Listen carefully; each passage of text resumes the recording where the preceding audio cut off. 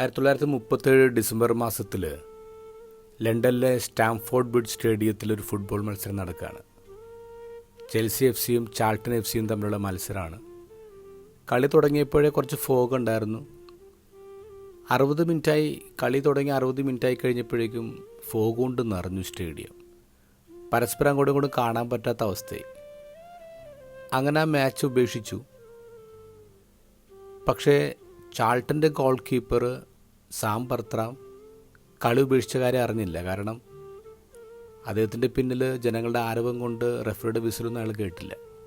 അപ്പോൾ തിക്കായിട്ട് ഫോഗുകളുണ്ട്. ഈ മനുഷ്യൻ 2 കൈകളും വിരിച്ച് വളരെ ഫോക്കസ്ഡ് ആയിട്ട് ഇങ്ങനെ നിൽക്കുക. കാരണം തൊട്ടടുത്തെത്തുമ്പോഴല്ലേ ആൾക്കാരെ കാണുള്ളൂ, ബോൾ കാണുള്ളൂ. അത് വളരെ കെയർഫുള്ളായിട്ട് ആ മനുഷ്യൻ നിൽക്കുക. കളി ഉപേക്ഷിച്ച് കഴിഞ്ഞിട്ട് 15 മിനിറ്റ് നേരം കളി ഉപേക്ഷിച്ച കാര്യം അറിയാതെ ഈ മനുഷ്യൻ ഗോൾ വലയും കാത്തിങ്ങനെ നിന്നു. സ്റ്റേഡിയം പോലീസുകാർ വന്ന് പറഞ്ഞപ്പോഴാണ് ഈ മനുഷ്യൻ അറിഞ്ഞത് 15 മിനിറ്റായിട്ട് കളി നിർത്തിയിരിക്കുകയാണ്. ഇദ്ദേഹത്തിന് സങ്കടം. ഇദ്ദേഹം പറഞ്ഞു, എൻ്റെ കൂട്ടുകാരുടെ ഗോൾ വല ഞാൻ കാത്തു, ഒരു ഗോൾ പോലും വഴങ്ങാതെ.